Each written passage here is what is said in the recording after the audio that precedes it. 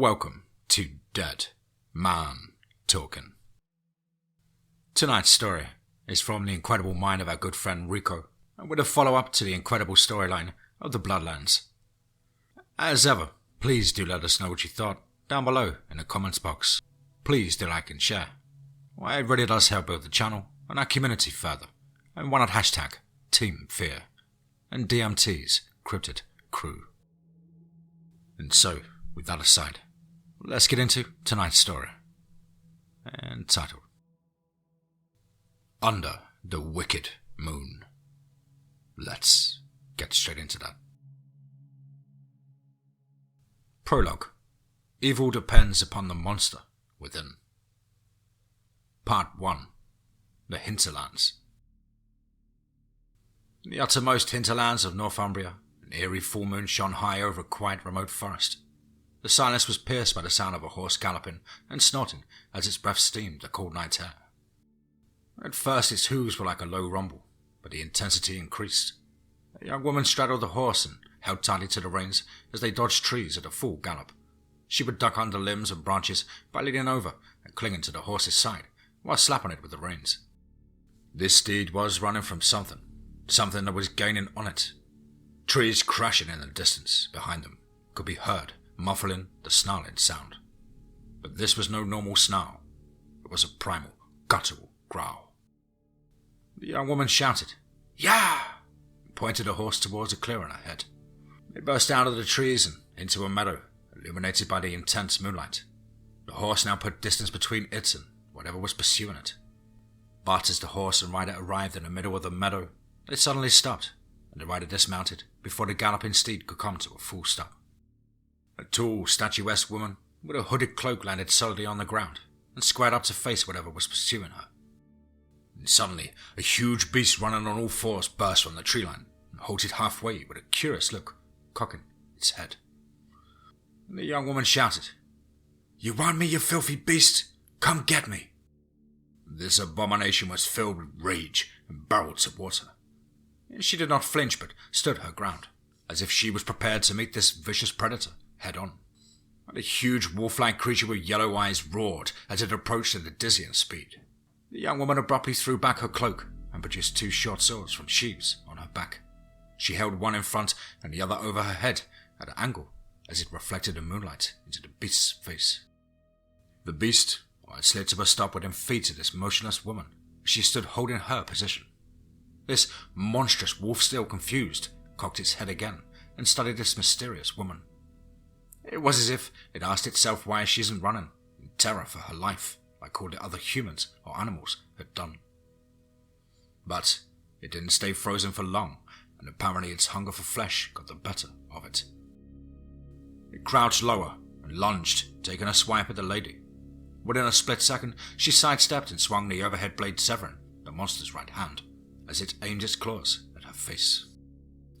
A piercing roar reverberated throughout the forest as it caused the bark to dislodge from the trees. The monster was now on its knees, clutching its severed stump and staring at the woman with a look of pure rage. She again held her ground and calmly said, "If you want to keep your other hand, you will stay right there and tell me where your pack is." I stood up as if ready to pounce. She shouted, "Tell me, or I will kill you quickly." And the beast did not respond. It made an evil snarl, and just as it started to lunge, a sword pierced it from the back, and the point emerged through its shoulder. Suddenly the beast was pulled up into the air, and then hit the ground with a large thud that aided it for a moment.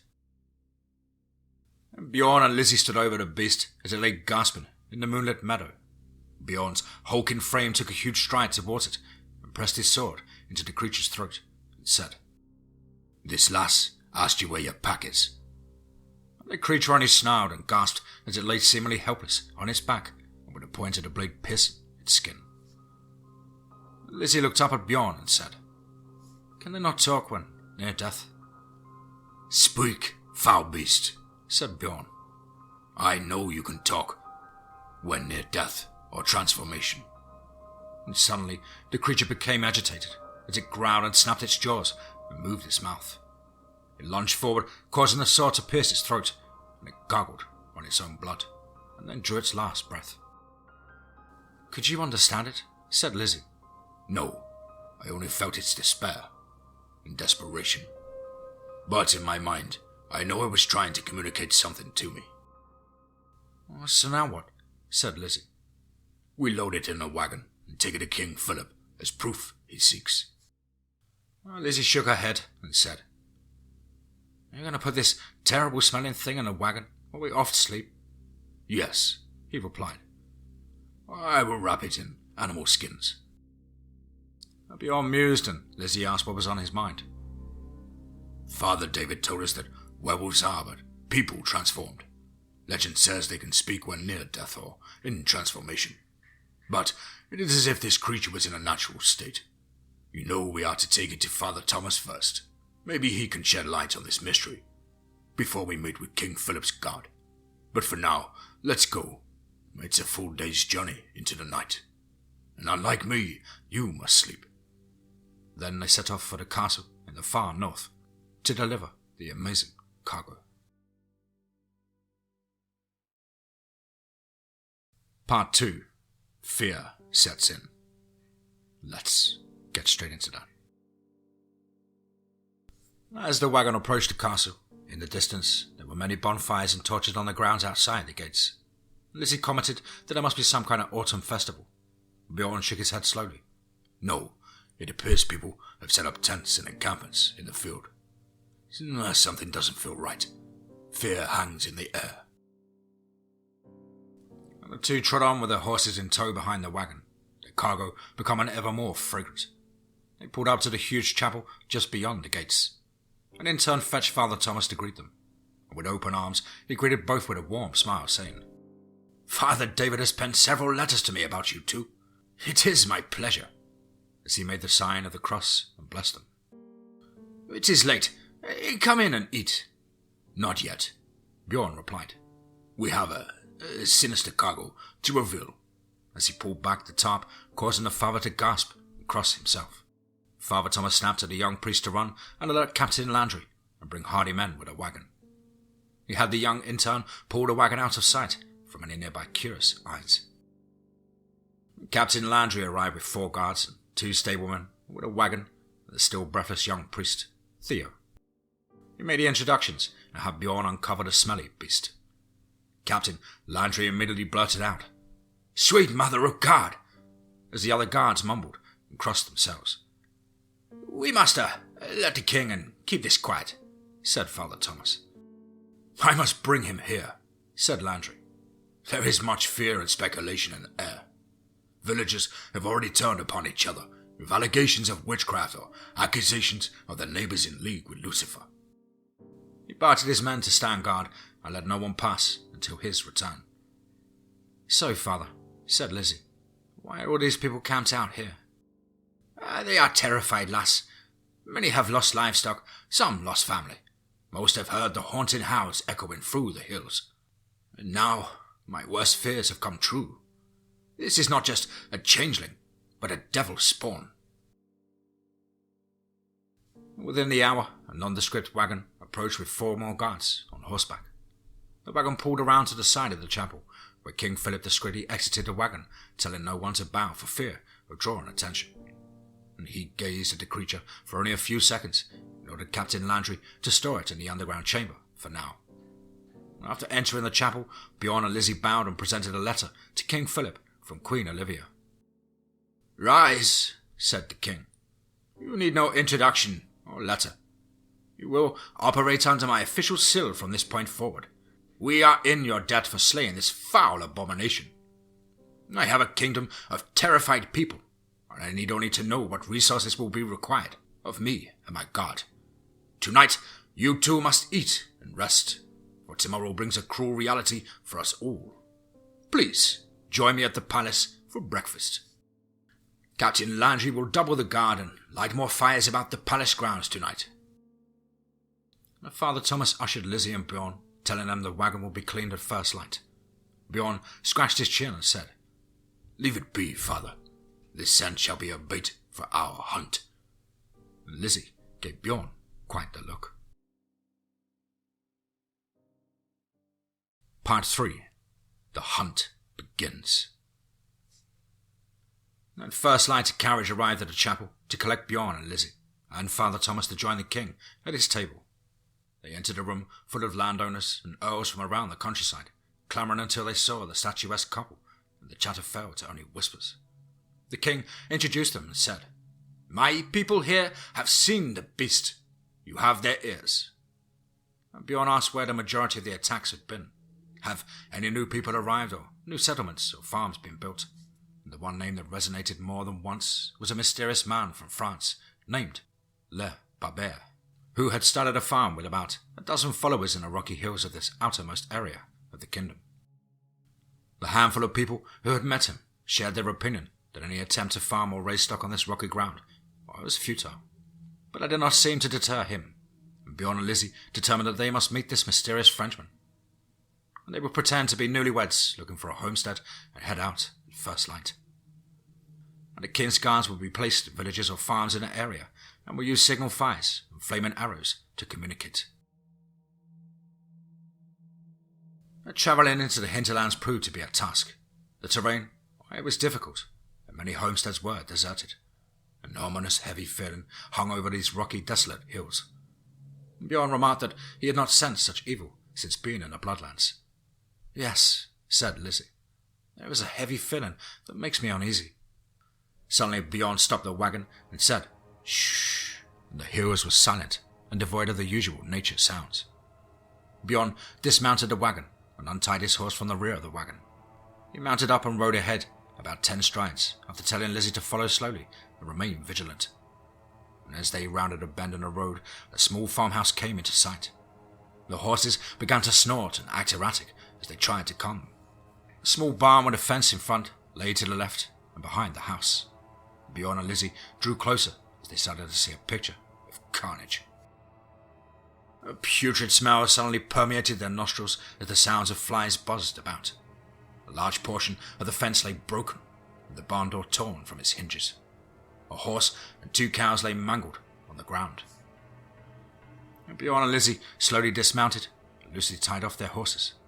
They crept towards the animals, Bjorn with his sword drawn, and Lizzie with an arrow knocked on her bow.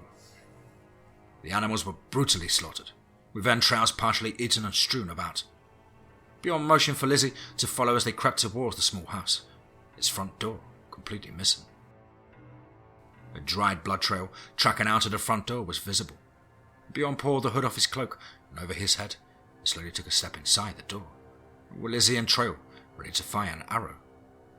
What lay on the floor caused Bjorn to flash back to that scene in his own home when his mother was slaughtered. The butchered remains of a man and woman lay on the floor, along with the broken contents of this simple home. Bjorn's blood ran cold as he knelt to take in the sights and smells. He pointed to the blood trails and said, "There are 2 trails here that do not belong to these poor souls."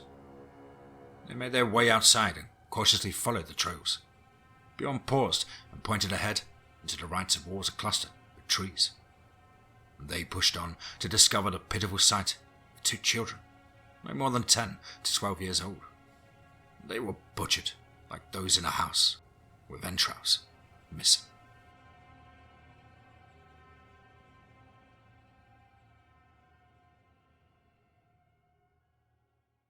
Part 4. Predator or Prey. Let's get straight into that. After giving the remains a proper burial, Bjorn and Lizzie said a quick prayer and resolved to kill who or what was responsible for this massacre. The sun was now sinking behind the trees, and Lizzie had an idea. "Let's quickly mend the fence and put our horses there for the night. If these monsters were attracted here before, well, surely more horses and the smell of the wagon should attract them again. And Father Thomas said a wicked red moon would hang in the sky for 2 nights. Bjorn nodded and said, "Yes, we will keep watch from the safety of the house, and I will make ready a huge signal fire." As nightfall came, the horses were inside the fence and now seemingly at ease, with the sounds of nature had slowly returned to the forest. Bjorn and Lizzie lit a candle and ate their rations and huddled against the wall under the dim light. It was now getting late, and Bjorn kissed Lizzie on the cheek, saying, "My dearest, get some sleep, and I will remain at watch." She smiled and curled under a blanket and dozed off to sleep. But Bjorn was not at ease and sensed great danger. And shortly after midnight, Bjorn shot to his feet just as the horses began to snort and scratch the ground with their hooves. Again, the sounds of nature had gone silent, and Bjorn's senses tingled as something sinister filled the night air. He turned to awake Lizzie as she stood at the ready with her bow and arrow in hand. And suddenly there was the sound of horses in distress outside. Bjorn donned his hood and told Lizzie to follow 3 paces behind. 2 ominous figures stood tall over the horses as Bjorn's wings sprouted and he took flight.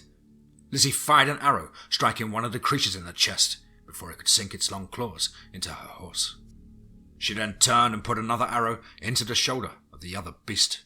They both turned their attention to Lizzie and charged with a menacing howl that shook the entire body as she drew another arrow.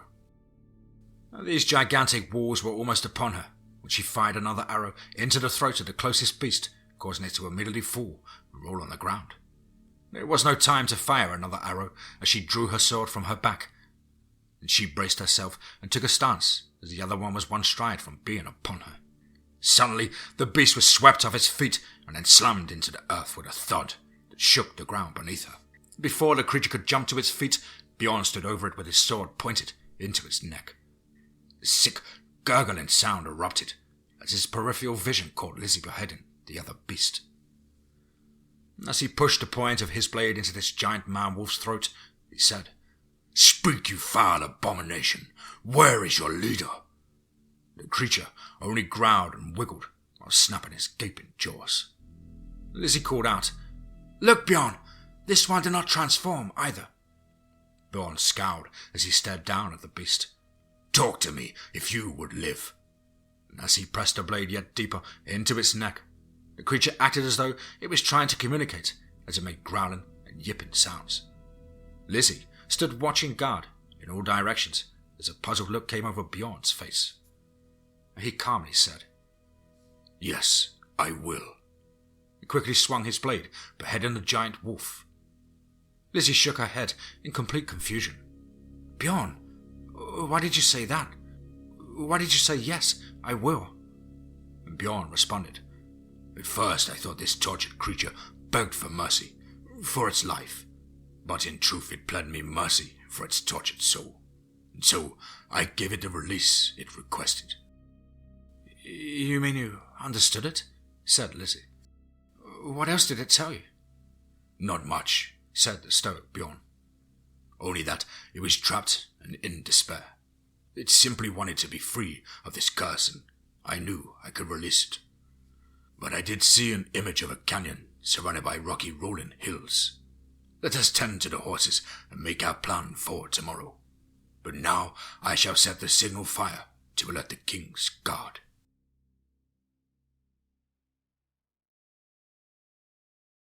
Part 6. Stalking the Beasts. At first light, Bjorn and Lizzie were up preparing for their journey. The horses had scratches on their hind quarters, but nothing that wasn't easily treated by a herbal dressing. And Lizzie said, "I will leave a note for the guard that we travel northwest for a dark canyon surrounded by rolling rocky hills." And as the bright morning sun peeked above the trees, they were off on their trek in search of these creatures and their leader. After their fire burned throughout the early morning darkness, they anticipated that a detachment of the King's Guard would be en route. As they rode along on the wagon horses in tow, Lizzie asked Bjorn if he had a plan. He paused. "I saw a dark foreboding place. 'Tis a place I must see from the air. Pull into the tree line and park the wagon." And Bjorn gathered another set of his clothing and stuffed it with boughs and small branches, so as to tie it into a sitting position in the wagon seat next to Lizzie. He said, "I will take leave through the heavy foliage. When nightfalls draw near, park the wagon in the trees and loosely tie the horses should they need escape. Then mount your horse and ride on. I will remain vigil from above and provide a signal for you." She kissed him and said, "I feel heaviness." And with a hug, he nodded and crept away quietly through the brush. Lizzie pushed on with her fake Bjorn next to her, pretending to converse with him. As the shadows grew long, the blood moon was already starting to rise in the crystal clear early evening sky. In the distance, howls echoed through the hills that caused Lizzie to feel a chill up her spine. And she said to herself, "They know we are coming." At this point, Lizzie pulled the wagon into the trees, loosely tied the horses, and then mounted hers. Her skin tingled, and something told her to ride towards the middle of the clearing she had just left. And from the opposite tree line, there came a crashing sound, as if trees were being knocked down or uprooted. Suddenly, two large dark figures erupted from the tree line, barreling towards her. She screamed, "Yah!" and heeled her horse in the sides and sped off in a northwesterly direction. Fortunately, the moonlight lit the rocky meadow, and she could see the rocks to avoid them. And as she looked up and ahead, she saw her signal. The rainbow-colored glimmer of Bjorn's sword in the sky. The two creatures pursuing her this time were larger and louder than the ones from the previous night. Bjorn was now perched in the top of a huge tall tree, overlooking a dark foreboding canyon and with small shacks dotting the area. All of his senses cried out that this was a place of unmatched evil. The area was devoid of all nature sounds, not even an insect. There were bone piles and carcasses of all types strewn about, even human. In the distance, he heard howls that caused him to fear Lizzie was in grave danger.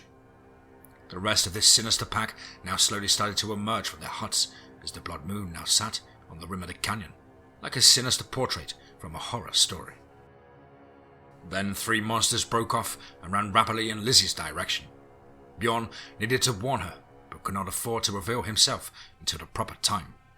He now estimated that there was no less than a dozen of these abominations, but yet Le Barbare had not shown himself.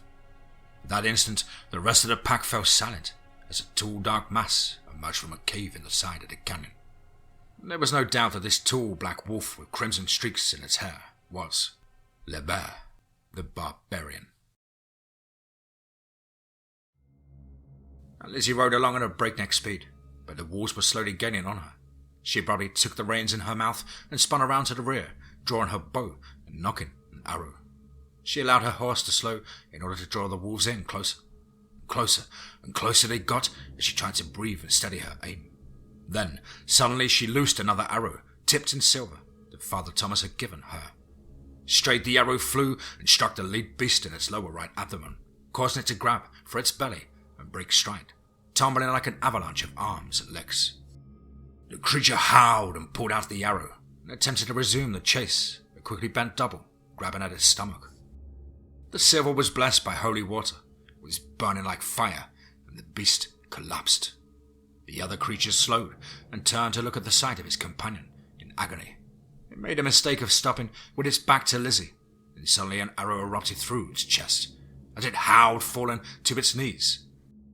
Lizzie whirled around on a road, not knowing what was hurtling towards her.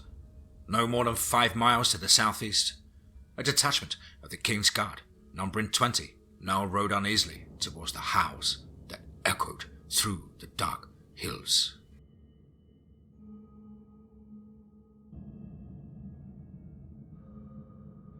Part 7. Courage, Steel, and Desperation. Let's get straight into that. Bjorn swooped from the tall treetop, bearing down for where this black creature stood. But Le Bear sensed danger and quickly backed into the cave entrance, and 3 large snarling wolves put themselves in front of the cave. The one farthest to the left had no chance to react as Bjorn cleaved his sword down through its neck and spine. His sword's shimmer caused the other 2 to stare spellbound. The middle beast lost its head in an instant as Bjorn spun and swung it as if in slow motion. The last beast pounced through the air, swiping its long claws towards Bjorn's head, but the claws met Bjorn's cloak and had no effect.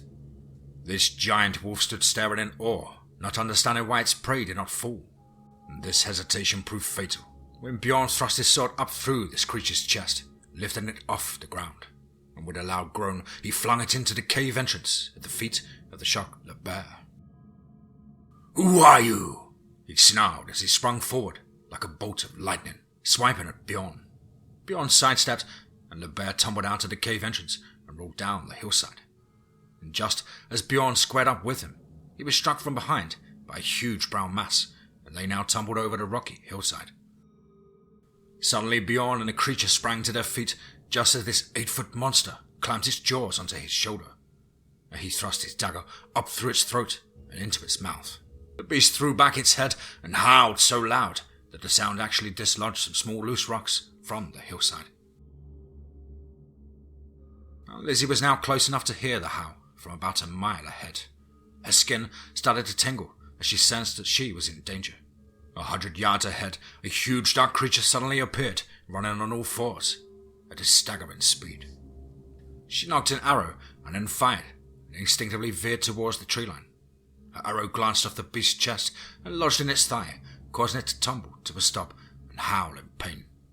But there was no time to relax now, because 2 more creatures were surging towards her at a 45-degree angle from her right. Lizzie reasoned that her horse, along with her masterful riding skills, could weave through the trees, buying her some time to fire an arrow here and there. But unknown to her, one of the creatures had taken to the trees, leaping from limb to limb high above. She realized she had lost sight and sound of both creatures, and made a break for the clearing, with the arrow knocked and drawn. And she barely emerged from the tree line. She spun to the rear and observed the beast not 30 feet behind her. She loosed the arrow, striking the beast in the chest, and jumped off her horse as it swung down, striking her steed. She fired one more arrow into the creature's back as it tried to turn. And suddenly, the treetops above, only 45 feet away, erupted from a shaking and snapping sounds. The beast started to leap down at her as she reached behind to discover her arrow quiver had fallen off.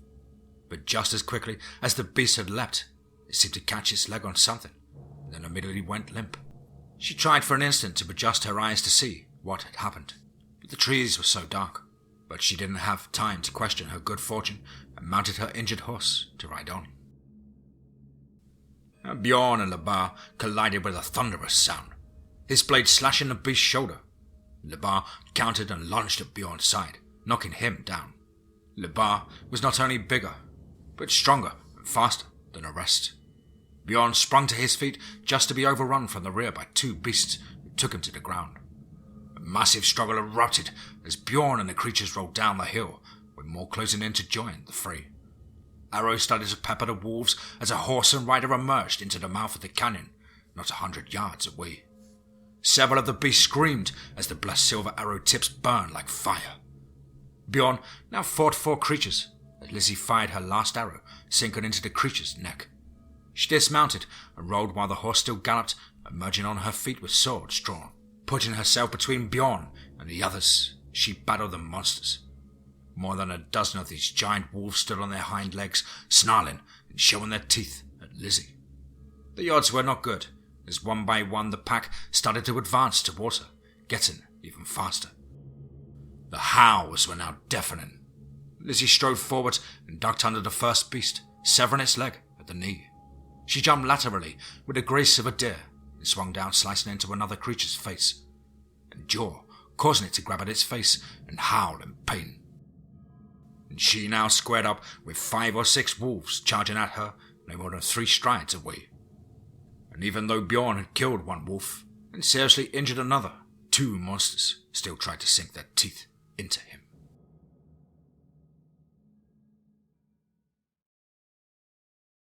Part 8. A Blade Through the Heart. Just as it looked as though there was no way for Bjorn and Lizzie to escape or prevail, a resounding crack like thunder, followed by a thud, was heard over the growls and yelps vibrating the ground. A quick but cold rush of wind blew over the ferocious pack, bearing down upon Lizzie. They suddenly turned their heads to see an ominous dark figure standing not 100 feet behind them, and raised their heads to sniff the air. They looked at one another puzzled, as if they didn't recognize this smell. The figure seemed to be that of a large cloaked man, easily 7 feet tall. And some of the beasts growled. Some of them seemed to almost whimper, as if in fear. From a distance, Le Barbare shouted, "Attack, you spineless cowards!" in a guttural voice, and many of the pack charged towards this mysterious figure as it remained motionless. Lizzie wasted no time and cleaved one of her swords down on the neck and the spine of the closest one, dropping it instantly. 3 remained and squared off with her.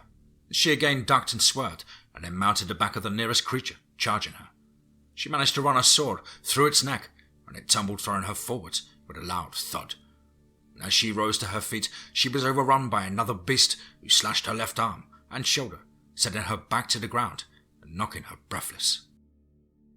A dozen or so wolves that now ran towards the dark figure were almost upon him when he produced a giant sword that seemed to glimmer like an ice-blue flame. And with one sweep of the giant blade, he cleaved 3 creatures in half, and then jumped and tumbled forward, crushing the skull of another beast with the blade. He landed in the middle of the remaining monsters and threw back his cloak to reveal a pair of glowing blue eyes that seemed to paralyze the beasts. While they stood staring, he wasted no time beheading 2 more. He suddenly sprouted a set of wings and began darting about, cutting the wolves down one by one. 3 of them ran in fear towards the mouth of the canyon in the direction of the oncoming king's guard. Bjorn had just dispatched his last wolf and flew towards Lizzie, jerking the wolf off the ground that stood over her. In a rage of anger, he snapped the creature's neck and threw it towards the 2 remaining wolves. They froze in terror. That was a fatal mistake, because their winged companion took both of their heads from behind. And it was now over, except for Lebar, who stood motionless on the hillside. Bjorn ran to Lizzie and wrapped a torn part of her garment around her wound. She nodded and said, "I'm okay," and looked towards Lebar. Bjorn looked over his shoulder and at the other man, who nodded and said, "Shall we?" For some reason, Bjorn felt like he knew this stranger and could trust him. They both leapt through the air and landed about 3 strides away from Lebar, who now began to slowly back up on the hillside, while snarling in a low, guttural manner. Bjorn sheathed his sword and said, "It is now just you and me. Will it be a merciful death or battle?" Lebar tensed his body and crouched on all 4s, leapt at Bjorn. They locked in a pitched rolling battle, tumbling down the hill. Lebar managed to bite down on Bjorn's shoulder, and one side of his teeth pierced a portion of Bjorn's shoulder and neck, not covered by his cloak. He grabbed Lebar's neck with his powerful hand, while fending swipes from its claws with the other. Lebar used his powerful legs to spring forward, slamming Bjorn onto his back. But Bjorn rolled backwards so fast that he was on top of the bar in less than a second. He slammed his fists into the side of the bar's head, idling him long enough to pull his sword and press the point to his heart. "If you want mercy, you will answer some questions," said Bjorn, as Lizzie and their winged friend now stood next to him. "Why do these werewolves not transform? Why are they so huge? And how did you become this way?" Lebar smiled with a huge mouth of teeth and began to talk.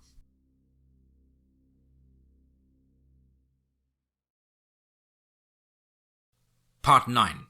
Secrets Revealed. Let's get straight into that. Lebar spoke as Bjorn pressed his sword into his chest, and with his growling voice he told of being a former assassin for the King of France, who fell out of favour. "I was known as the Barbarian because I enjoyed killing. I began doing it for pleasure, even when not in a king's service. Finally, they threw me into a dungeon after I developed a taste for blood and human hearts.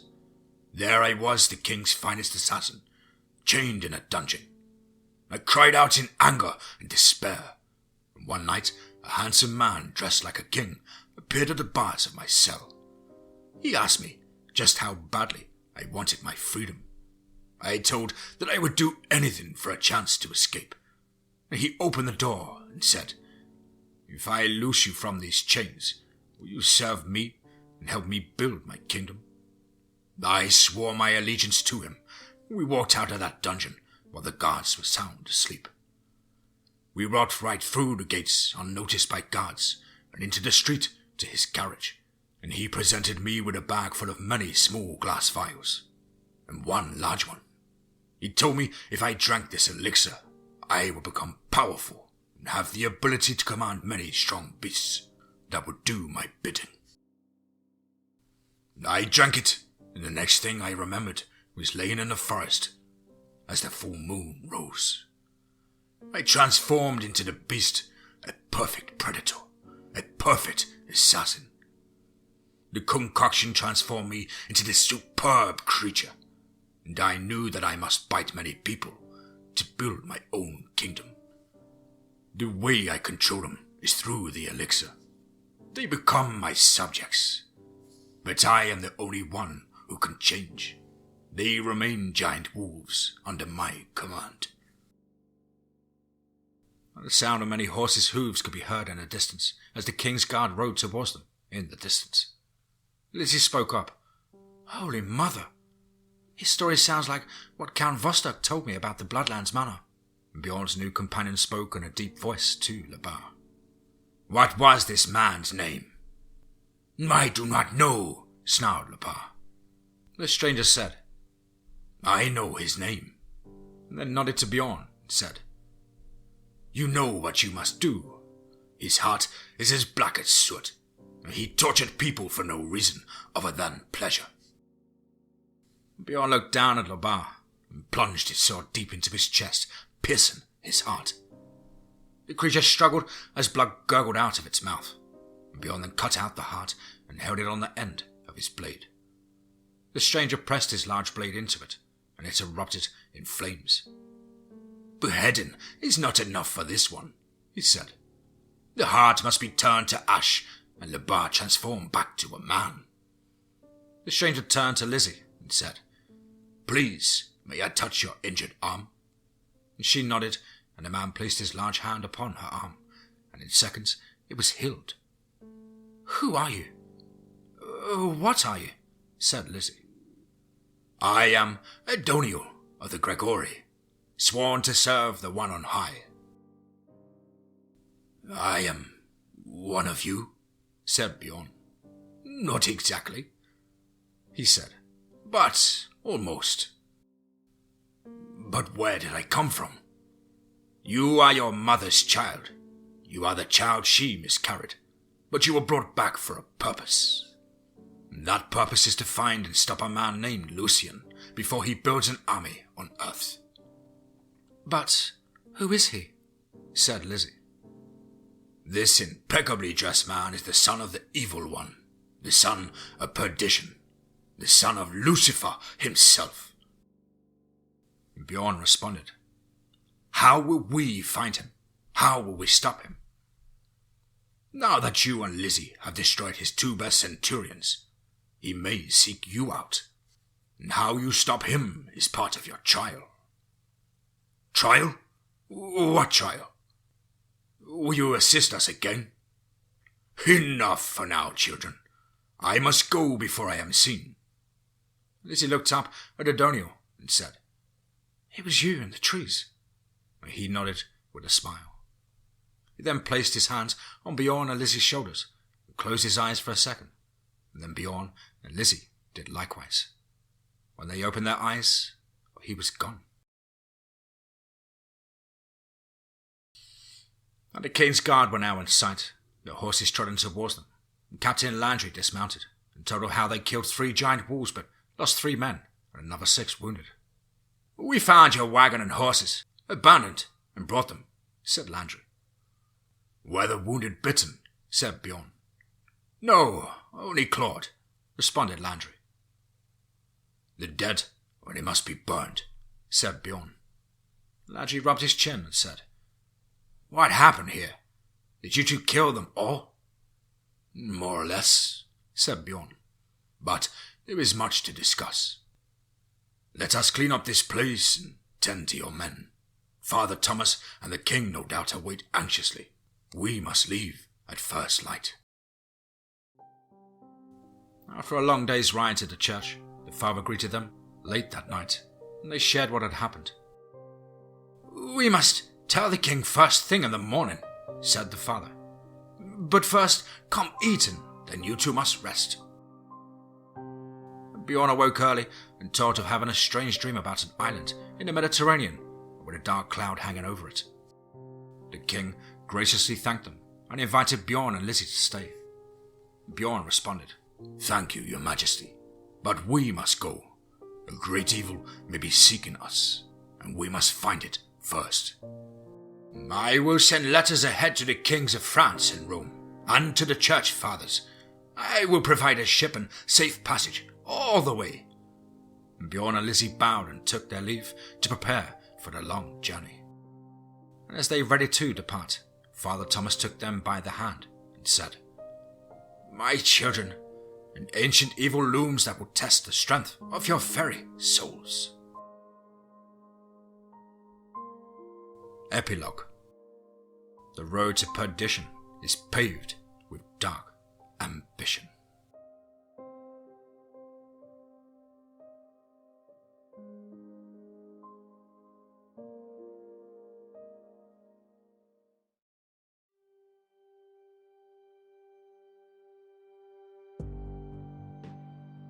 Wow.